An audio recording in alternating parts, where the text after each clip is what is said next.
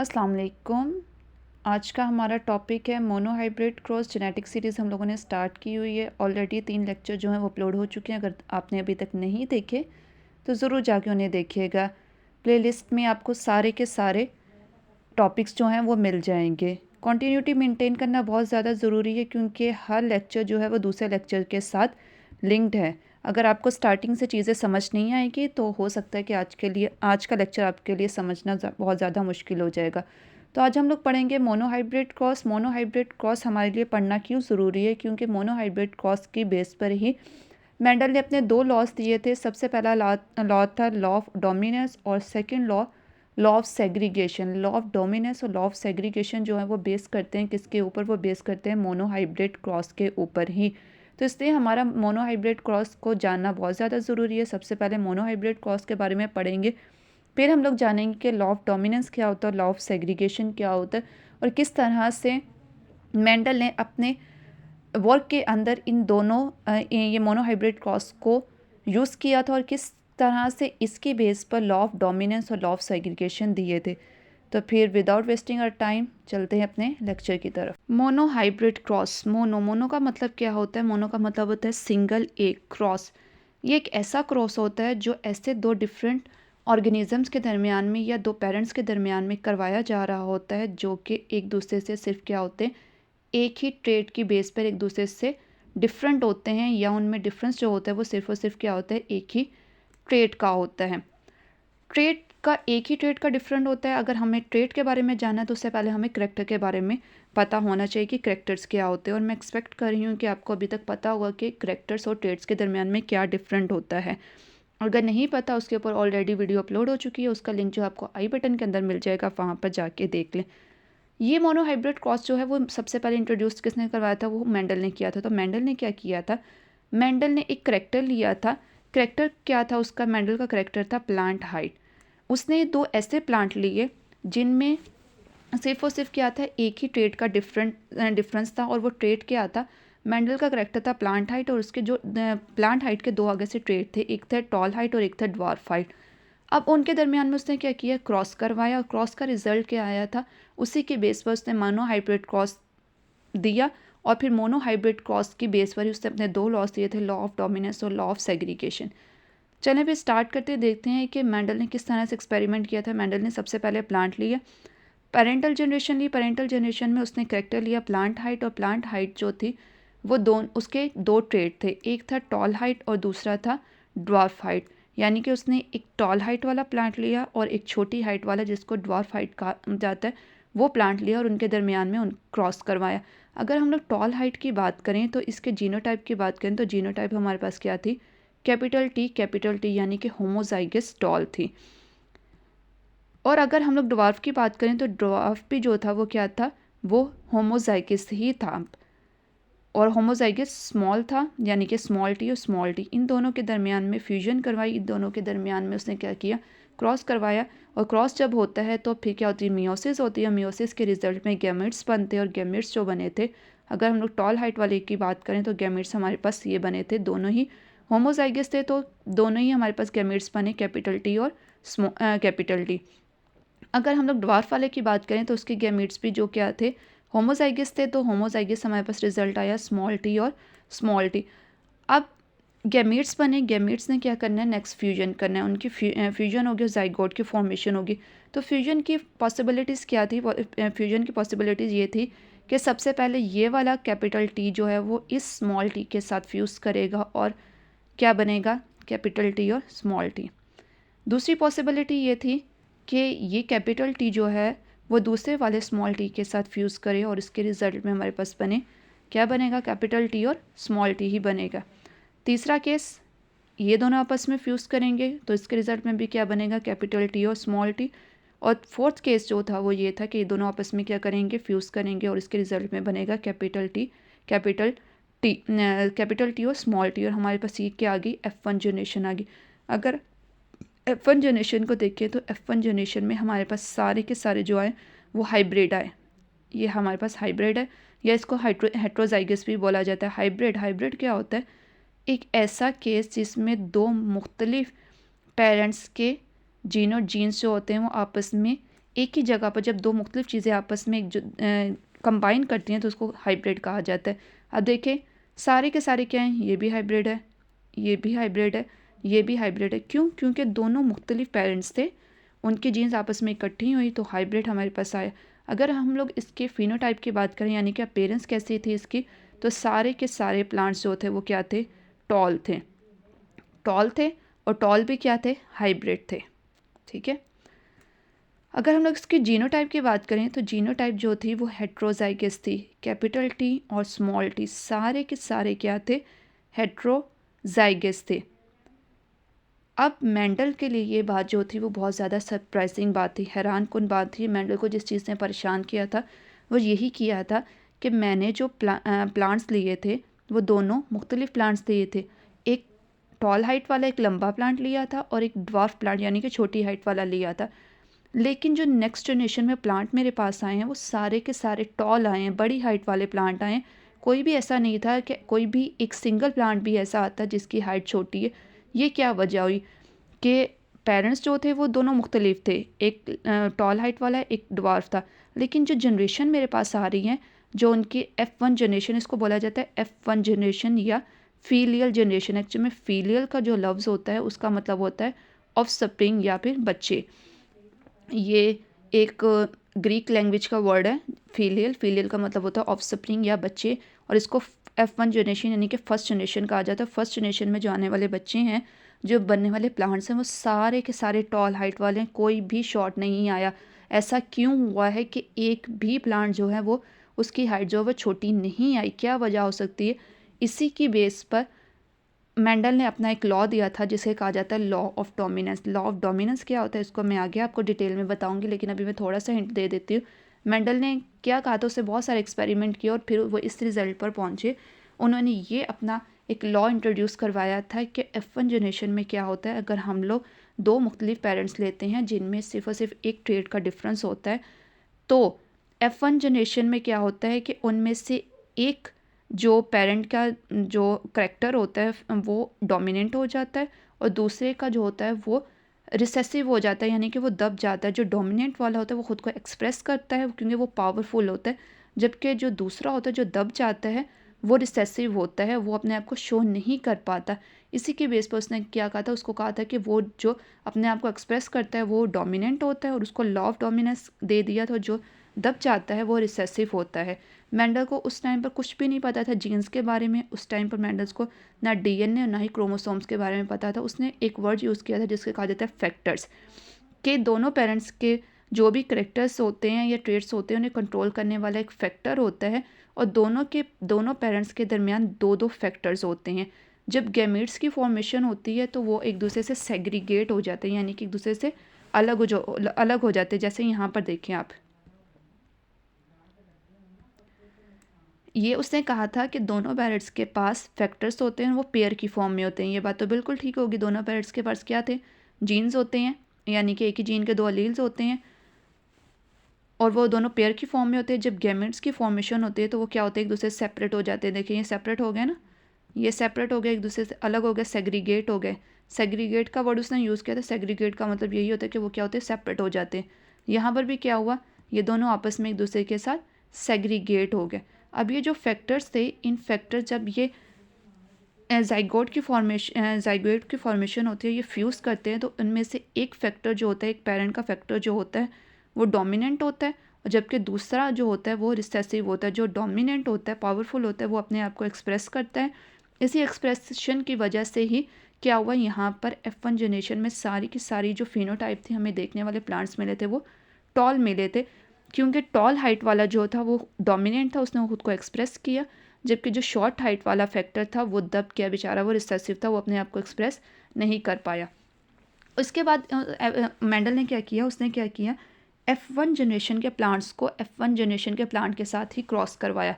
किस तरह से क्रॉस करवाया, देखें, उसने पेरेंटल जनरेशन ली, एक और क्रॉस करवाया। इसमें क्या किया उसने, F1 जनरेशन वाले टॉल हाइट यानी कि हेट्रोजाइगस प्लांट का F1 जनरेशन वाले ही हेट्रोजाइगस प्लांट के साथ क्रॉस करवाया। क्रॉसिंग हुई, क्रॉसिंग के रिजल्ट में गैमेट्स बनेंगे। गैमेट्स किस तरह से बनेंगे, गैमेट्स इस तरह से बनेंगे कि ये वाला दो तरह के गैमेट्स बनाएगा, कैपिटल टी और स्मॉल टी, क्योंकि ये हेट्रोजाइगस था। बिल्कुल इसी तरह ये दूसरा प्लांट भी दो तरह के गैमेट्स बनाएगा, कैपिटल टी और स्मॉल टी।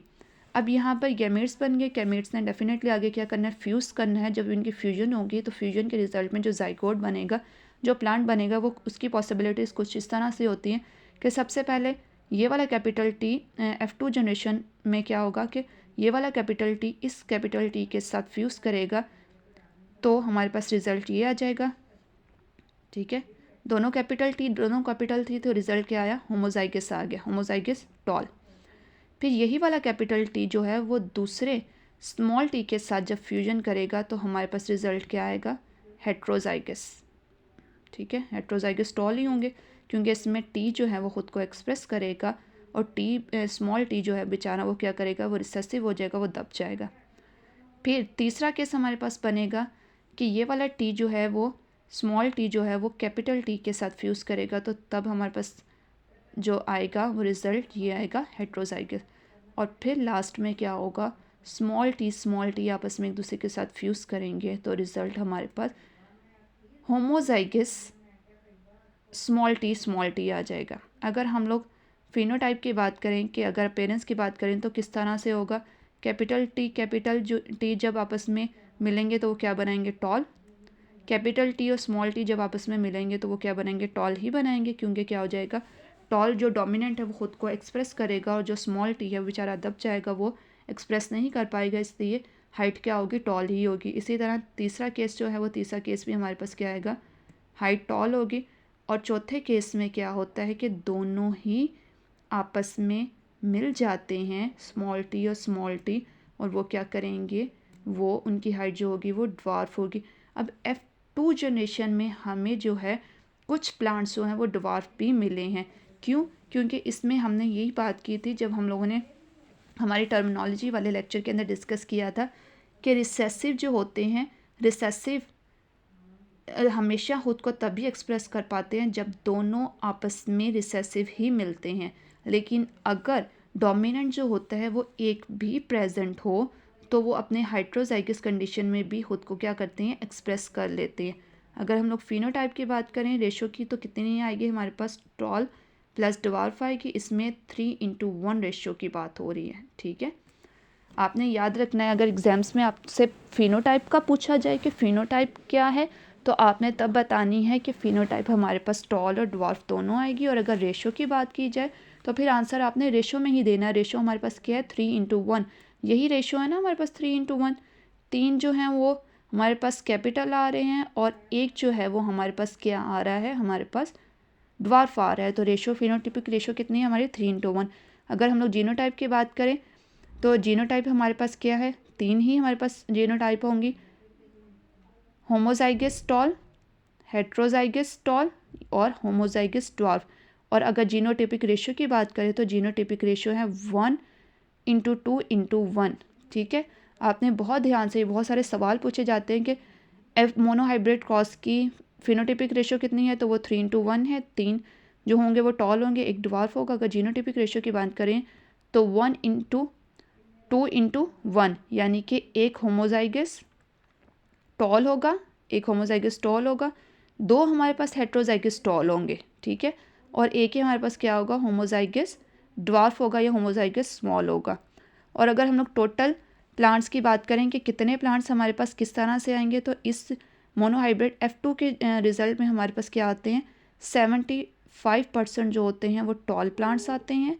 अगर हम लोग 100 प्लांट्स लगा लें, लेट्स सपोज, उसमें से 75% जो है हमारे पास टॉल प्लांट्स आए और उसमें से 25% जो थे वो ड्वार्फ आए थे। ये F2 का जनरेशन का रिजल्ट है।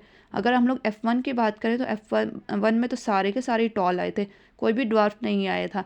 जबकि यहाँ पर क्या होता है, यहाँ पर 75% F2 के अंदर 75% जो होते हैं वो टॉल होते हैं और 25% जो होते हैं वो ड्वार्फ होते हैं। और F2 की जो फिनोटिपिक रेशियो होती है वो 3:1 होती हैं, 3 टॉल होते हैं और एक जो होता है ड्वार्फ होता है। और जीनोटिपिक रेशियो जो होती है वो 2:1 होती है, यानी कि एक होमोजाइगस, 2 हेट्रोजाइगस और एक होमोजाइगस होता है। अब एक और करैक्टर को स्टडी करते हैं जो कि एक्सपेरिमेंट में यूज़ किया था मेंडल ने अपने वो था फ्लावर के कलर। उसने 2 ऐसे पी प्लांट्स को लिया था जिनके ऊपर एक प्लांट के ऊपर वाइट कलर के फ्लावर थे और दूसरे के ऊपर दूसरा जो प्लांट था उसके ऊपर पर्पल कलर के फ्लावर थे। इन दोनों के आपस में क्रॉस करवाया था, तो क्रॉस के रिज़ल्ट में हमारे पास जो रिज़ल्ट आया था वो कुछ इस तरह से आया था। F1 जनरेशन के अंदर जो सारे के सारे प्लांट थे वो किस कलर के आए थे? पर्पल कलर के आए थे। लिए दोनों ही वही प्लांट थे, एक मुख्तलिफ मतलब ट्रेट वाले लिए थे। एक लिया था ऐसा प्लांट जिसमें पर्पल फ्लावर थे और एक ऐसा जिसमें वाइट फ्लावर थे। लेकिन F1 जनरेशन में आने वाले जो सारे के सारे प्लांट थे वो कौन से थे? वो पर्पल वाले थे। यानी कि यहाँ पर पर्पल कलर जो था वो डोमिनेंट था किसके ऊपर? वाइट के ऊपर। फिर इसने क्या किया? F1 जनरेशन का क्रॉस जो था वो F1 जनरेशन के साथ ही करवाया। जब F1 जनरेशन का क्रॉस F1 जनरेशन के साथ करवाया तो क्या हुआ कि उसके रिज़ल्ट में हमारे पास जो F2 आई थी उसमें वही हमारे पास रेशो क्या आई थी? हमारे पास रेशो फिनोटिपिक रेशो की अगर हम लोग बात करें तो हमारे पास 3:1 रेशो आई थी। यानी कि 3 प्लांट जो थे वो हमारे पास पर्पल आए थे और 1% जो था वो क्या था? वाइट आए थे। यानी कि परसेंटेज हमारे पास क्या थी? 75% जो प्लांट्स थे वो पर्पल फ्लावर वाले थे और जो 25% प्लांट थे वो क्या थे? वाइट फ्लावर वाले थे। अगर हम लोग जीनोटिपिक रेशो की बात करें तो जीनोटिपिक रेशो हमारे पास वही रहेगी 1:2:1, यानी कि एक होमोजाइगस पर्पल, 2 हेट्रोजाइगस पर्पल, ठीक है, और एक होमोजाइगस वाइट। कुछ और करेक्टर्स की बात करते हैं जिन्हें मेंडल्स ने अपने एक्सपेरिमेंट में डिस्कस किया था। उसमें से दूसरा करेक्टर जो मेंडल ने लिया था वो था सीड कलर।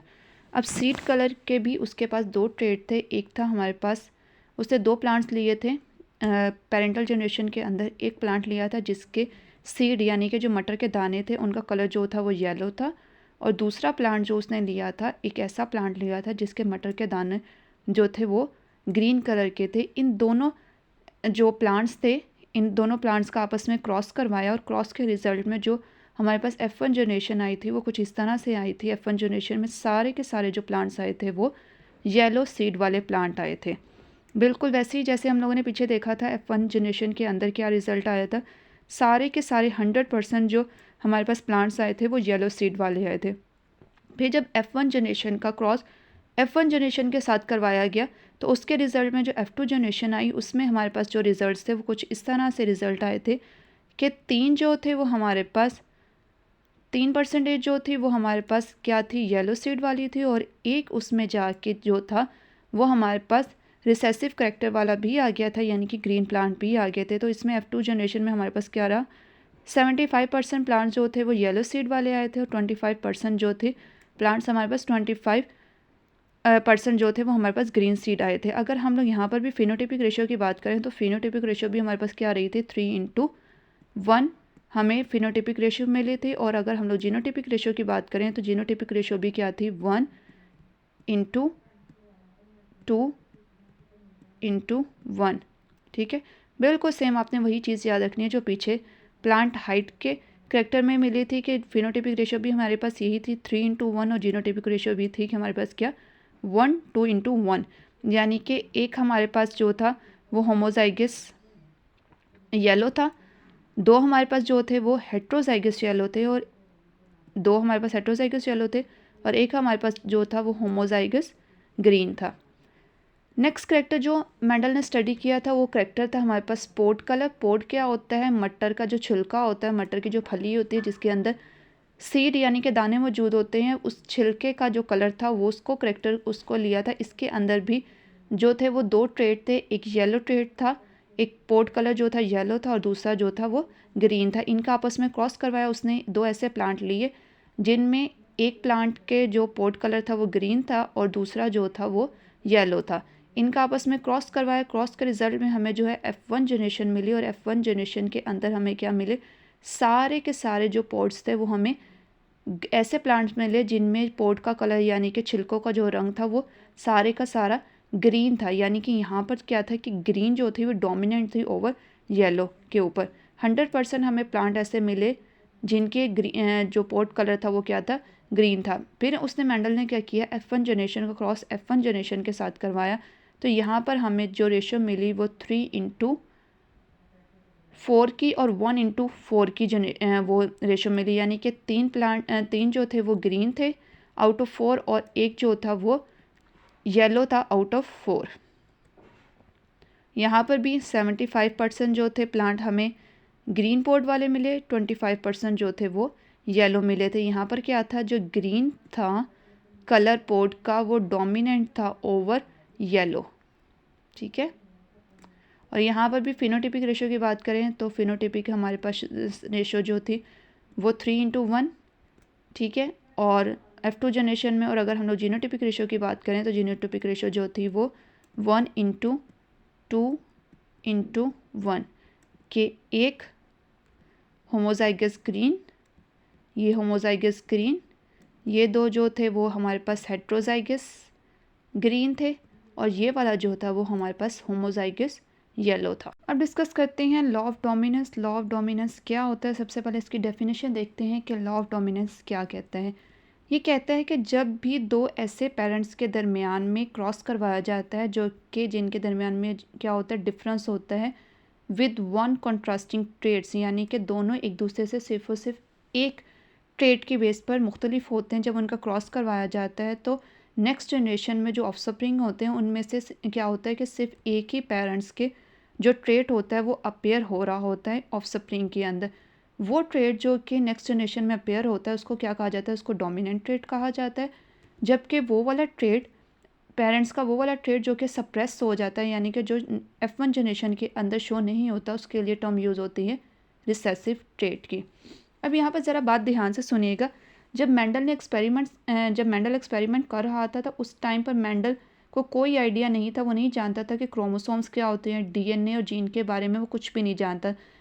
जब वो जीन के बारे में नहीं जानता था तो इसलिए उसको मेंडल को अलील्स के बारे में भी कुछ नहीं पता था।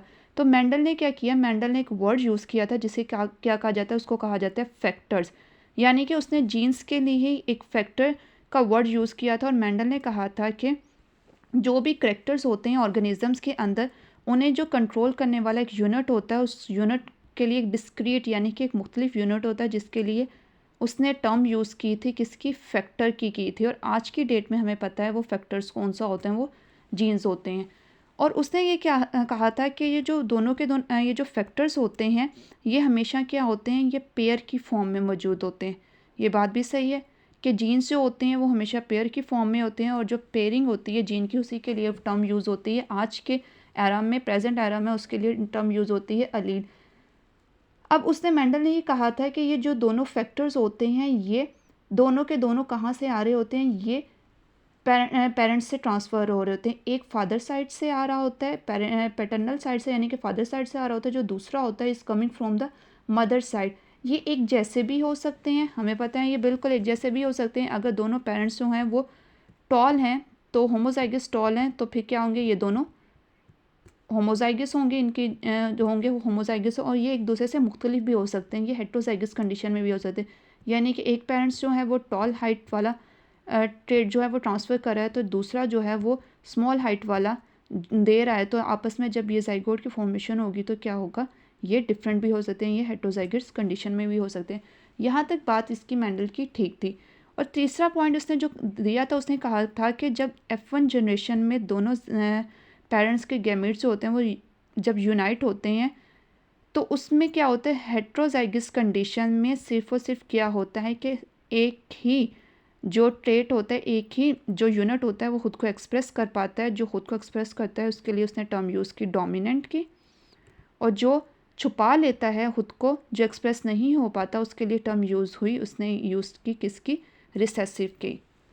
यानी कि F1 जनरेशन में अगर याद रखिएगा F1 जनरेशन में अगर हेट्रोजाइगस कंडीशन है, मैं यहाँ पर होमोजाइगस कंडीशन की बात नहीं कर रही हूँ, यहाँ पर मैं बात किसकी कर रही हूँ, हेट्रोजाइगस कंडीशन की। यानी कि जिस तरह से हम लोगों ने ये मेंडल के एक्सपेरिमेंट किया था, यहाँ पर F1 जनरेशन ने पीछे मेंडल ने एक्सपेरिमेंट किया था, उसमें उसने क्या कहा था कि दो डिफरेंट प्लांट्स से कंट्रास्टिंग ट्रेट वाले, एक था टॉल और एक था ड्वार्फ, जब इनकी मतलब गैमेट्स बने और उसके बाद F1 जनरेशन में गैमेट्स फ्यूजन हुए तो तब क्या हुआ कि इस तरह से हमें क्या हेट्रोजाइगस कंडीशन मिली है। इस हेट्रोजाइगस कंडीशन में F1 जनरेशन में सिर्फ और सिर्फ क्या होता है, एक ट्रेट जो होता है पेरेंट का वो खुद को एक्सप्रेस करवाता है, जो दूसरा होता है वो मास्क हो जाता है यानी कि सप्रेस हो जाता है। जो डोमिनेंट जो खुद को एक्सप्रेस करवाता है यानी कि वो पावरफुल होता है, उसके लिए उसने टर्म यूज़ की थी डोमिनेंट की, और जो छुप जाता है जो दब जाता है उसके लिए उसने टर्म यूज़ की थी रिसेसिव की। और उसने ये कह दिया था कि ये जो है ये यूनिवर्सल लॉ है कि हमेशा हर बार ऐसे ही होता है कि हेट्रोजाइगस कंडीशन में जो एक होता है वो खुद को डोमिनेंट खुद को एक्सप्रेस करवा लेता है। क्यों? क्योंकि वो पावरफुल होता है। ठीक है, कैपिटल टी जो था वो पावरफुल था और जो स्मॉल टी था वो क्या था, वो दब गया, वो बेचारा छुप गया, वो खुद को एक्सप्रेस नहीं करवा पाया। तो जो खुद को एक्सप्रेस करवा लेता है वो डोमिनेंट हो जाता है, जो खुद को छुपा लेता है वो क्या होता है, वो रिसेसिव होता है। तो इस बेस पर उसने कह दिया कि ये होता है लॉ ऑफ डोमिनेंस, हमेशा हर बार ऐसा ही होता है।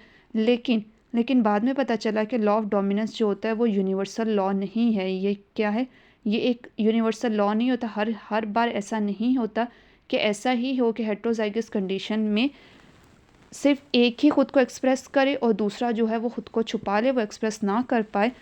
तो एक डोमिनेंट हो एक रिसेसिव हो, ऐसा हर बार नहीं होता। आगे जाके हम लोग बहुत सारी एक्सेप्शंस पढ़ेंगे मैंडल्स की, कि जिसमें क्या होता है कि मैंडल्स का ये जो डोमिनेंट लॉ है ये हर बार एप्लीकेबल नहीं होता। बहुत सी ऐसी कंडीशन जैसे कि इनकम्प्लीट डोमिनेंस। इनकम्प्लीट डोमिनेंस में क्या होता है कि आगे हम लोग पढ़ेंगे इसको डिटेल में, इसके ऊपर अलग से सेपरेट वीडियो आई कि इनकम्प्लीट डोमिनेंस में क्या होता है कि दोनों जो होते हैं, दोनों करेक्टर्स जो होते हैं, दोनों अलील जो होते हैं वो खुद को एक्सप्रेस करते हैं और एक नई हमारे पास जो होती है एक नया करेक्टर हमारे पास बन जाता है। को डोमिनेंस में क्या होता है, को डोमिनेंस में दोनों ही खुद को एक्सप्रेस कर रहे होते हैं, नेक्स्ट जनरेशन में दोनों की ही अपेयरेंस जो होती है वो शो हो रही होती है। मल्टीपल अलील्स में भी ये केस जो होता है ये चेंज हो जाता है, लॉ ऑफ डोमिनेंस जो होता है वो एप्लीकेबल नहीं रहता। पिलियोट्रॉपी, एपिस्टेसी और पॉलीजेनिक इनहेरिटेंसी, इन सब के ऊपर लॉ ऑफ डोमिनेंस जो होता है वो एप्लीकेबल नहीं होता, इसलिए लॉ ऑफ डोमिनेंस जो है वो हमारे पास एक यूनिवर्सल लॉ नहीं है। अब डिस्कस करते हैं लॉ ऑफ सेग्रीगेशन। सेग्रीगेशन का क्या मतलब होता है, सेपरेट होना। ये एक ऐसा लॉ है जो कि हमें सेपरेशन के बारे में बता रहा है। किसके सेपरेशन के बारे में देखते हैं। सबसे पहले इसकी डेफिनेशन पढ़ते हैं। क्या होता है कि मैंडल्स ने क्या कहा था, फैक्टर्स, मैंडल ने वर्ड फैक्टर्स यूज़ किया था, हम लोग पहले ही डिस्कस कर चुके हैं, जिसको आज के दौर में हम लोग क्या करते हैं, प्रेजेंट एरा में जीन के नाम से जानते हैं। मैंडल्स ने कहा था जीन्स ऑफ ईच ट्रेट। हमें ये पता है कि हर करेक्टर्स को क्या होती है, जीन कंट्रोल कर रही होती है, और हर करेक्टर के दो ट्रेड्स होते हैं या दो से ज़्यादा ट्रेड्स भी हो सकते हैं। तो मैंडल्स ने ये कहा था gene of each trade segregate, यानी कि सेग्रीगेट का मतलब तो सेपरेट हो जाते हैं फ्रॉम ईच अदर, एक दूसरे से, during the formation of gametes, जब गैमेट्स की फॉर्मेशन होती है, so that each gamete carries only one factor, तो यानी कि one allele for each gene.